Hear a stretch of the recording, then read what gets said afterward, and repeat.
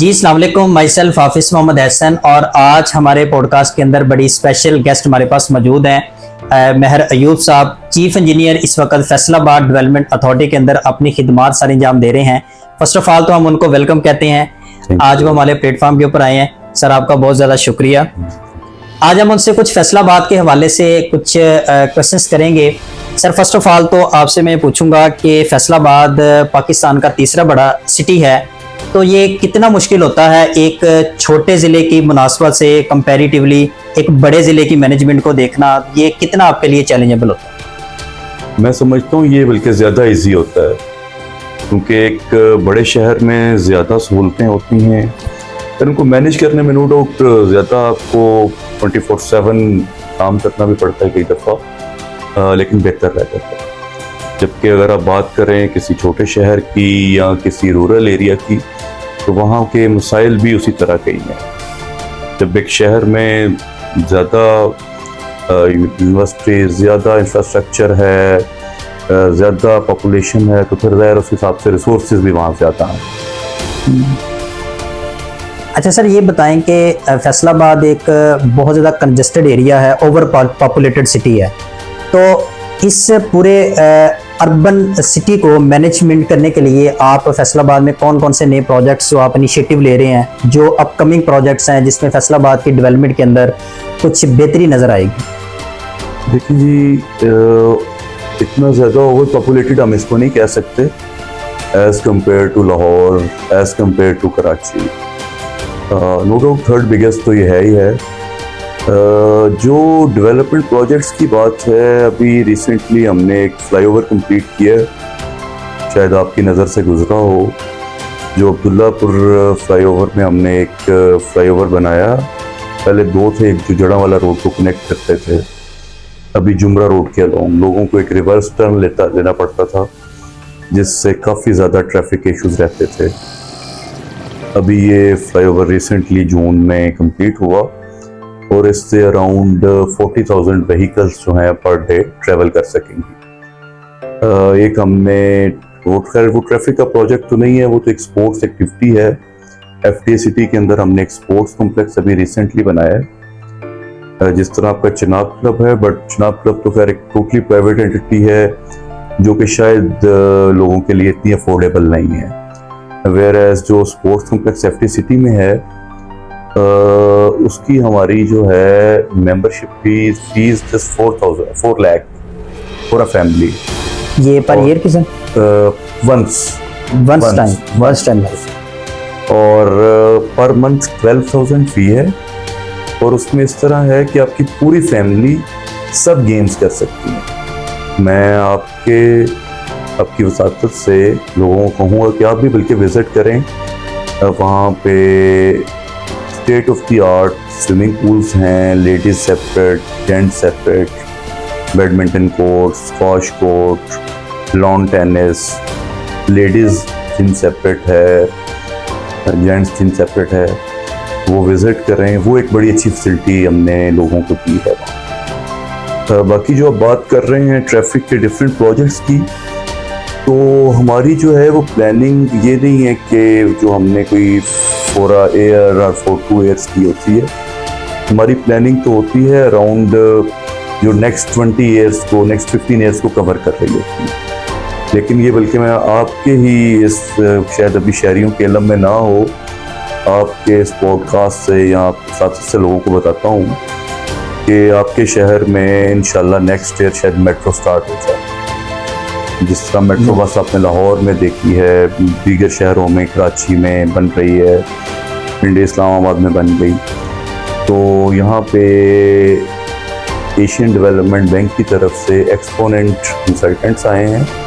उनका एक कंसोर्शियम है जर्मन फर्म के साथ। उन्होंने हमारी ट्रैफिक स्टडी की है और इसके ऊपर एक फाइनल मीटिंग बाय 3 सितंबर है लाहौर में ही ट्रांसपोर्ट डिपार्टमेंट के अंदर। तो ये एक अच्छी लोगों के लिए खबर होएगी।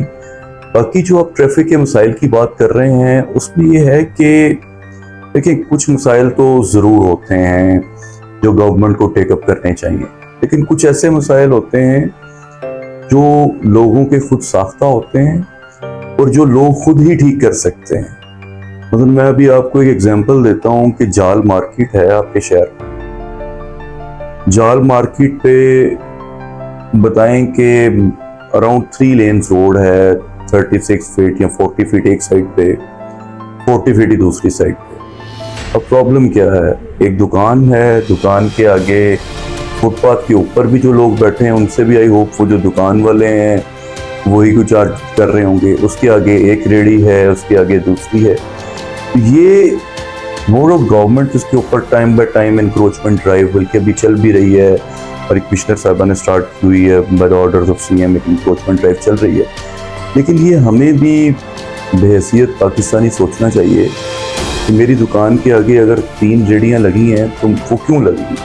वैसे तो हम इतने वो अनापरस्त लोग हैं कि अपनी दुकान के आगे किसी को गाड़ी खड़ी करने नहीं देते ऐसे कि नहीं जी मेरा रास्ता बंद हो जाएगा, ये 3 रेडियाँ किसकी इजाज़त से लगती हैं। तो काफ़ी ऐसे मसाइल हैं जो कि अगर हम बहैसियत पाकिस्तानी सोचें तो हल होंगे। मैं भी थोड़ी देर पहले आपकी टीम के साथ भी जिक्र कर रहा था, आजकल जो है बारिशों का सीज़न है, पानी खड़ा है हर जगह। आपकी एक छोटी सी काविश भी ना इसमें बहुत बहुत ज़्यादा रोल प्ले कर सकती है। आपके घरों के हर किसी के घर के आगे एक रैंप होता है जहाँ से हम गाड़ी गुजारते हैं गेट के साथ, उसके साथ ना 5-7 फीट की खाली जगह पड़ी होती है। हम में से मैक्सिमम लोगों ने ना वो जगह कर्ब स्टोन लगा के कुछ लगा के बंद की होती है, किसी ने अपना वो पक्का कर ली होती है, किसी ने टफ टाइल लगा ली होती है। गवर्नमेंट की एक इंस्ट्रक्शंस है, एक नोटिफिकेशन है कि आपने उस जगह को रोड लेवल से डाउन करना है और उसको कच्चा रखना है। अब आप खुद सोचें कि आपके घर के आगे रोड से डाउन जगह होए और वो कच्ची हो या उसके ऊपर घास लगी हो तो वो कितना पानी लेगी। तो इस तरह के मसाइल हैं जो मैं चाहूँगा कि आप लोगों से कहें कि वो खुद अपने तौर पे करें तो बेहतरी है। अच्छा सर, आपने बड़ा डिटेल से बताया और इसमें मैं एक चीज़ आपसे पूछना चाहूँगा कि जैसे आपने जाल का जिक्र किया, 1990 के अंदर भी हम देखें तो ये ट्रैफिक स्टक होती थी जाल से सलीमी चौक तक, लेकिन आज भी यही मसले मसाइल हैं। तो इसमें हम हमारे जो गवर्नमेंट के इदारे हैं इनका फेलियर है। एक तो आपने एथिकली जिम्मेदारी अवाम को दे दी है, लेकिन जहाँ पे गवर्नमेंट अपना प्रॉपर रोल प्ले करती है तो ये चीज़ें इंप्लीमेंट हो जाती हैं। तो ये ज़रा काइंडली ऑडियंस को ज़रा एक्सप्लेन कर दें कि ये किसका फेलियर है। देखिए जी, बात फेलियर की नहीं है, गवर्नमेंट की फेलियर की तो नहीं हो सकती, क्योंकि गवर्नमेंट ने हमारी एक प्लानिंग है। मैं पहले उसका जिक्र कर दूं फिर इस बात पे आता हूँ। आपने जाल से देखा है कि हमने एक लेग उतारी है टुवर्ड्स मुंद्री रोड। हमारी प्लानिंग में शामिल है विद इन नेक्स्ट 5 ईयर्स, जैसे ही कोई बजट एलोकेट होता है तो हम एक फ्लाईओवर बनाएंगे जिसका सिंगल पेयर होएगा, जो ग्रीन बेल्ट जो है 5 फीट की उसके ऊपर आएगा, और उस फ्लाईओवर को हम सलीमी चौक पे ड्रॉप करेंगे। अब देखें, गवर्नमेंट के पास 2 इंस्ट्रक्शंस हैं। एक सोल्यूशन होता है शॉर्ट टर्म, फिर मिड टर्म, फिर लॉन्ग टर्म सोल्यूशन। जो तो फ्लाईओवर है उसके लिए कुछ भी नहीं तो 1 बिलियन कॉस्ट चाहिए। अब मैं दूसरी तरफ आता हूँ कि उसके ऊपर हम फौरन जो शॉर्ट टर्म सोल्यूशन है वो क्या कर सकते हैं, आपकी इंक्रोचमेंट सारी रिमूव कर देते हैं। आप ही के लोग, आप ही की ताजर बरादरी, आप ही के वहाँ पे लोगों ने कहना है कि नहीं जी ये हम लोगों के साथ रोजगार के साथ जुल्म हुआ है। फिर आप देखें गवर्नमेंट कहाँ स्टैंड करती है। दूसरी बात, एक बड़ा सादा सा हल है। मतलब मैं एक प्रपोजल देता हूँ आपके सामने कि आप जाल से उतरते साथ और सलीमी चौक तक गाड़ियों की parking fees 5000 rupees per hour कर दें। देखिए जी, हम में से सारे लोग जब किसी भी बाहर के मुल्क जाते हैं वहाँ पे पैदल ट्रैवल करते हैं या बसों में ट्रैवल करते हैं। मतलब 1-1 किलोमीटर जो है हमें पैदल जो है चलना पड़ता है। तो यहाँ पे क्या हम सलीमी चौक से पहले पार्किंग फ्री करते हैं, ठीक है। अगर सलीमी चौक के पास हम गाड़ी खड़ी करते हैं तो क्या हम मार्केट में पैदल नहीं चल सकते। और फिर देखें, आपके जाल मार्केट जो है सिर्फ मेन पे तो नजर आती है, लेकिन वो अंदर किलोमीटर तक है। अंदर तो गाड़ियां नहीं जाती, गाड़ी बाहर खड़ी करते हैं, अंदर तो किलोमीटर पैदल चलते हैं ना। तो ये है कि आप इस चीज पे लोग एग्री हो जाएं कि जो पे कर सकता है वो 5000 रुपीज पर और पे करे, वो गाड़ी खड़ी कर ले। इसके ऊपर फिर आपके लोगों का इतराज आना है यार ये हमारा कारोबार खराब कर सही बात। तो ये सारी चीजें हैं जो कि बैठ के सेटल डाउन होनी चाहिए। अदरवाइज तो देखें मैं ये समझता हूँ बीइंग एन इंजीनियर कि आप फ्लाईओवर और बना देंगे, देखें उसके ऊपर गवर्नमेंट की कॉस्ट आनी है 1 बिलियन 1.5 बिलियन, हम लोग इतना अफोर्ड नहीं कर सकते अभी जो हमारी इकोनॉमिक पोजीशन है। हमें ना उन सॉल्यूशंस पे जाना चाहिए जो कि विदाउट जो है इकोनॉमिक किए हुए हों। हमें इस टाइम ज़्यादा एजुकेशन की ज़रूरत है, इस टाइम ज़्यादा हॉस्पिटल्स के ऊपर ज़्यादा ज़रूरत है। बाकी इंफ्रास्ट्रक्चर नो डाउट शहरों की बेहतरी के लिए बहुत ज़रूरी है, लेकिन अब देखें कि 1.5 बिलियन हम इधर लगा दें और वो अगर हम एक पार्किंग फी बढ़ा दें तो काम चल सकता है, इस तरह के सिनेरियोस। अच्छा सर, ये जो ग्रीन पार्क्स और ये ग्रीन बेल्ट्स हैं, इसके ऊपर थोड़ा सा हमारी ऑडियंस को बताएं कि ये फैसलाबाद में खासी इसकी कमी नज़र आती है। अगर हम इधर दूसरे बेल्ट में चले जाएं, जनूबी पंजाब में, वहाँ पे बड़ी ग्रीनरी नज़र आती है। रिसेंटली ज़िला वहाड़ी में का विज़िट हुआ हमारा, तो वहाँ पे शहर के अंदर बड़ी ग्रीनरी, लेकिन फैसलाबाद में हमें इसकी खासी कमी नज़र आती है। तो इसके पीछे क्या आपकी पॉलिसी है या इसको किस तरह बेहतरी की तरफ लेके? इसको ना हमारा डिपार्टमेंट है PHA वो डील करता है। गवर्नमेंट जो है नो डाउट ये वैसे भी हमारे जो है एनवायरनमेंट के लिए बड़ा बेहतर है, पार्क्स की कमी नहीं है। अभी रिसेंटली शायद आपने देखा हो कि जहाँ पे सब्जी मंडी हुआ करती थी, पुरानी सब्जी मंडी, उस जगह पे एक पार्क का इनॉग्रेशन हुआ है और आप अगर उस पार्क के अंदर जाएं तो आप हैरान हो जाएंगे कि लोगों का कितना रश है। अच्छा, और उसके बाद ये है कि FTA जितनी भी हाउसिंग स्कीम्स को अप्रूव करता है उसके अंदर हमने एक गवर्नमेंट के रूल्स के अंदर भी है प्रोविजन 5% पार्क्स होने चाहिए और वो हर कॉलोनी के अंदर आपको नजर आएंगे पार्क्स हैं। अब फिर वही इन द एंड फिर वही चीजें आ जाती हैं कि उनको मेंटेन करना। देखिए जो स्टाफ की पोजीशन है, अगर हम हर पार्क में एक माली भी लगाए ना, मतलब इन द एंड एक कोलैबोरल एफर्ट है, एक वो एफर्ट है जो आवाम को साथ मिलके करनी चाहिए ना। मतलब आप जा रहे हैं सड़क पे, आप जाते जाते पानी की बोतल फेंक देते हैं ग्रीन बेल्ट में, मतलब वो सफाई पे आप खुद देखते हैं, हम कई लोग ऐसे करते हैं। तो ये सारी छोटी छोटी चीज़ें हैं जो मैं वैसे समझता हूँ कि छोटी छोटी बातें जो हम लोगों को समझाएं तो उससे बड़ी बेहतरी आ जाती है। फिर एक और यहीं पे पॉइंट ऐड कर दूँ कि अभी पानी खड़ा होता है बहुत ज़्यादा, तो वो पानी क्यों खड़ा होता है? हमारे नाले जो है उसकी सिल्टिंग हो रही है, डिसिल्टिंग हो रही है। जब हम उसकी सफाई करते हैं आप यकीन करेंगे नालों के अंदर से कूड़ा निकलता है, कूड़ा फेंकने की जगह नाले नहीं है। एग्जैक्टली। अब वो कोई बंदा रात के अंधेरे में या कल सुबह जो है वो फेंक जाए, उसमें जो है गवर्नमेंट क्या कर सकती है? तो पार्क्स की ऐसा कमी नहीं है। शहर के हवाले से जितनी शहर की पॉपुलेशन है उसके हवाले से ज़रूर तो उतनी ज़रूर पार्क्स हैं। आप एक बागे जना ये डी ग्राउंड में ये भी मोर देन एनफ है, और भी खैर बनने चाहिए। लेकिन उसके बावजूद जो आप कह रहे हैं कि विहाड़ी में आपको नज़र आए, देखें विहाड़ी साहिवाल ये वो इलाके हैं जहाँ पे आपको ज़रखेज़ ज़मीन नज़र आती है, जबकि फैसलाबाद की ज़मीन, फैसलाबाद के पानी से आप वाकिफ़ हैं, यहाँ पे वो सिनेरियो नहीं है। कुछ वैसे भी अभी एक ट्रेंड चला हाउसिंग स्कीम्स का, तो उसमें भी क्या हुआ कि उसने ज़ाहिर है हमारी काफ़ी जो है एग्रीकल्चर लैंड को इन टर्म्स नुकसान भी हुआ है। बहरहाल उसको हम इस तरह नुकसान नहीं कह सकते। एक हाउसिंग स्कीम कोई भी बंदा अपनी ज़री ज़मीन पे बना ले तो उसको प्रॉपर एक प्रोसीजर से गुजारे तो उसमें गवर्नमेंट तो कुछ नहीं कर सकती। अच्छा सर, ये जो हमारे 8 बाज़ार हैं ये बड़े मशहूर हैं और हर गवर्नमेंट के अंदर जब गवर्नमेंट नहीं आती है तो पता चलता था यहाँ पे एक पार्किंग प्लाजा बन रहा है जो कि बहुत बड़ा एक मेजर इशू है।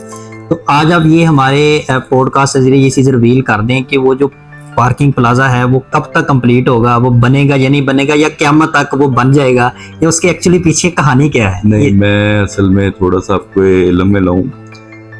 नो डाउट जिस तरह आप कह रहे हैं एक पार्किंग प्लाजा बनना स्टार्ट हुआ था, लेकिन उसके कुछ इश्यूज बने। I don't know the exact issues. वो असल में FTA से रिलेट नहीं करता, उसको ना म्यूनसिपल कॉरपोरेशन देखती है और वो क़यामत वाली बात नहीं है। मैंने वैसे एक दिन गुजरते हुए मुझे किसी ने, आपके तरह दोस्त एक ने बताया कि ये पार्किंग प्लाजा की ये जगह है, तो मैंने देखा वैसे वहाँ पे गाड़ियाँ भी खड़ी। जी जी। गाड़ियाँ मतलब अभी शायद एक आधा फ्लोर बना है, तो उसके लिए जो ये सवाल के लिए जो मौजू आपके लिए रहेंगे वो CO MCF उसको डील करते हैं, वो आपको बेहतर। अच्छा अच्छा अच्छा। अच्छा सर, अब ये थोड़ा सा मैं आपसे पूछना चाहूँगा कि फैसलाबाद में जैसे आपने जिक्र किया डेवलपमेंट हाउसिंग सोसाइटीज़ बन रही हैं, बहुत सारा प्राइवेट लोग इसके अंदर आ गए हैं जो इस चीज़ को लेके चलते हैं, और जैसा कि प्राइवेट लोग इसमें आ गए हैं तो इसमें फ्रॉड का जो है ना एक बहुत ज़्यादा वसी पैमाने के ऊपर काम जो है ना वो चल पड़ा है। यानी यूँ कह लें जिसको हम फाइलिंग सिस्टम कहते हैं, प्लाट किसी का होता है वो फाइल आगे 10 जगह पर जो है ना वो सेल हो चुकी होती है।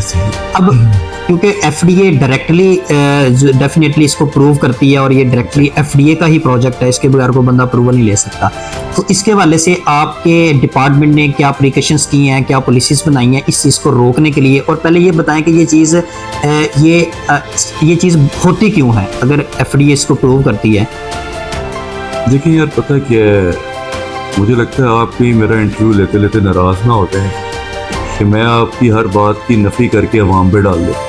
ठीक है कि गवर्नमेंट का आपने कहना है कि कोई कसूर नहीं है, गवर्नमेंट ठीक कर रही है, सारे मसले अवाम। देखें जी, प्राइवेट हाउसिंग स्कीम एक बड़ा वास्ट सब्जेक्ट है। हमारा डायरेक्टोरेट ऑफ टाउन प्लानिंग है, वो इसको डील करता है। और 1976 में FDA बना है। 1976 से लेके आज 2024 में हम बैठे हैं, अभी तक अराउंड 180 स्कीम्स हैं, हाउसिंग स्कीम्स जो FDA अप्रूव कर चुका है। कोई अराउंड 240 ऐसी हैं जो हमारे पास अंडर प्रोसेस हैं या अनअप्रूव्ड हैं। अंडर प्रोसेस मींस कि अगर उनकी रिक्वायरमेंट थी 4 से 6 चीज़ों की तो कोई 2-4 उनकी मिस है। ये तो मैं आपको एक तरह से एक बात। अब आपने जो बात की कि लोगों के साथ फ्रॉड हो रहा है, तो बिल्कुल हो रहा है। क्यों हो रहा है, FDA क्या कर रहा है, उसमें ना ब्रदर गुजारिश आपसे ये है कि वो लोग जो किसी भी हाउसिंग स्कीम में जाते हैं वहाँ जाके प्लॉट खरीदते हैं, बड़ी गलती है। फाइल सिस्टम बिल्कुल वो सिस्टम है कि जिसके ऊपर ना गवर्नमेंट को भी रेवेन्यू आता है, और FDA बारात में इश्तिहार देता है, हमारी वेबसाइट पे है कि आपने रजिस्ट्री करवानी है, आपने फाइल वाला प्लॉट नहीं लेना। सही। प्रॉब्लम क्या है? प्रॉब्लम ये है, हमारे माशी मामलात ऐसे हैं, 2-3 तरह की चीज़ें हैं जो लोग बेचारे इस फ्रॉड का शिकार होते हैं। एक तो वो सफ़ेद पोश लोग हैं जो कहते हैं कि यार प्लॉट मिलना है 20 लाख का, मेरे पास 20 तो है नहीं, ये किस्तों पे मिल रहा है, 3 लाख रुपए किस्त है, ये मैं कर लेता। तो FDA क्या हर इदारा इस चीज़ को कहता है कि ये चीज़ देखिए, आपका किसी दूसरे के साथ एक मुआहिदा है, जो आप एक एग्रीमेंट कर रहे हैं कि मैं 3 लाख रुपया दे रहा हूँ, मुझे ये प्लॉट देना है, आप उसके साथ एक अपनी इंस्टॉलमेंट तय कर लेते हैं एक कमरे में बैठ के या उनके एक ऑफिस में बैठ के, जबकि आपके ट्रांसफर के ऊपर सरकार को कोई पैसा नहीं आया और आपको सरकार मना भी कर रही है कि आपने ऐसा काम नहीं करना या आपने अपने मफाद के लिए किया। दूसरे वो लोग इसका शिकार होते हैं जो कहते हैं कि आज सस्ता मिल रहा है ले लेते हैं, कल को इसके ऊपर अच्छा खासा प्रॉफिट आ जाए। जबकि FDA ने अपनी वेबसाइट के ऊपर पूरी एक लिस्ट शेयर की हुई है कि जी ये हमारी अप्रूव्ड सोसाइटीज हैं, इनके अंदर आप खरीदो फरोख्त करें, आप रजिस्ट्री करवाएं इसको, आप फाइल सिस्टम पे ना जाएं। इसके बावजूद लोग लें। अच्छा, फिर आपको मजे की बात बताते हैं, FDA कंट्रोल करता है। हमने जो भी कोई इलीगल हाउसिंग स्कीम है उसके बारे में फेस्को को लिखा यहाँ पे बिजली नहीं देनी, हमने SNGPL को कहा यहाँ गैस नहीं देनी है, हमने ADCR से रिक्वेस्ट की है कि आपने इनकी रजिस्ट्री नहीं करनी है। वो रजिस्ट्री करवाने चले जाए ना तो उनको पता लगेगा इसकी तो रजिस्ट्री नहीं होती, इसकी तो फर्द ही नहीं निकल रही, वहीं से क्लैरिटी आ जाए। हमने एक अपना फोन नंबर रखा है इसीलिए कोई भी प्लॉट लेना चाहे पहले FDA को कॉल करे, कॉल करके हमसे पूछे। ठीक है, बदकिस्मती ये है कि हम लोग इन चीज़ों में नहीं जाते। हम देखते हैं यहाँ से 4 पैसे बचेंगे, या हो सकता है किसी डेवलपर से उनको कोई फायदा भी किसी को पहुंचा हो तो वो कहे अब दोबारा कर लेते हैं, इस तरह की चीजें हैं। और इसके अलावा जो भी काम आप देखेंगे ना, हमारा ये है कि हमारे मुल्क में एक ये भी बड़ा मसला है कि हम ना वो एक दौड़ चाल में शामिल हो जाते हैं। अगर एक भाई ने इंजीनियरिंग की तो सारे ही उसके पीछे इंजीनियरिंग में चल पड़ते हैं। वो एक हमारे शहर के बंदे ठेकेदारी शुरू करें तो सारे ठेकेदारी स्टार्ट करते हैं। अब इस तरह ही डेवलपर्स भी बेपनाह हो गए हैं, क्योंकि इस चीज में नो डाउट प्रॉफिट बहुत ज्यादा था। और अब आप देखें ना कि हमारी डिमांड से ज्यादा चीजें बन गई, ज्यादा हाउसिंग स्कीम बन गई हैं, तो अब आपके सेल परचेज कोई नहीं है, ठीक है। अब आपके किसी साइड पे भी आपने सत्याना रोड पे जाए, बाईपास तक हाउसिंग स्कीम्स, जड़ावाला रोड पे आपके बाईपास क्रॉस करके 2 चक रामद वाली वहां तक पहुंच गई हैं। अब आपकी हाउसिंग स्कीम्स आप देखेंगे वो आपको 50% से भी ज्यादा खाली मिलेंगी। एग्रीकल्चर लैंड तो नो डाउट खत्म हुई, प्लॉट्स किनके पास है, प्लॉट इन्वेस्टर्स के पास होंगे, नो डाउट तो 50% लोग वो भी होंगे जिन्होंने घर बनाना होगा। लेकिन मैं आपकी साथ से लोगों से ये कहना चाहूंगा, कभी भी प्लॉट लें उसकी रजिस्ट्री कराएं। सबसे पहले एफडीए से पूछें कि सर ये कॉलोनी अप्रूव है या नहीं। अच्छा, फिर हम ये नहीं सिर्फ बताते कि ये अप्रूव्ड है, हम बताते हैं कि जी ये हमारी कॉलोनी का नक्शा जो हमने पास किया है, ये इसमें ये प्लॉट नंबर है, ये वाला प्लॉट आपने लेना है। सही। तो अगर आप मतलब कुछ ऐसे प्लॉट्स भी होते हैं जो एफडीए के पास मॉर्गेज पड़े होते हैं, जब उन्होंने सारी सर्विसेज प्रोवाइड करनी है, बिजली गैस, फिर हमने रिलीज करने हैं, तो हम तो ये भी कहते हैं कि ये भी ना दें। इवन थानों में पर्चे भी बेचते हैं, सारा कुछ करते हैं, लेकिन इन द एंड फिर वही वाली बात जिस पे हमने स्टार्ट किया था कि अवाम देखिए ताली दोनों हाथों से बजती जी। तो अगर अवाम अखबारात के हमारे इश्तिहार देखे चले, अखबार आप कहते नहीं पढ़ते, आजकल डिजिटल मीडिया का दौर है, आप हमारी वेबसाइट देखें, अब हमारे एफबी का पेज देखेंगे, हैरान होंगे कि हमारे डेली बेस के एक पर एक्शंस हो रहे हैं कि जी ये इलीगल कॉलोनी थी, इसके ऊपर ये हुआ, ये इसकी हमने बिल बोर्ड रिमूव किया, इसके ऊपर हमने पर्चा दिया, ये हमारी एक्टिविटी है। तो वहीं से लोगों को पता लगता है। लेकिन इसके बावजूद भी मैं हैरान होता हूँ, लोग फिर भी जो है ना जाके फ्रॉड लोगों के साथ हो जाता है।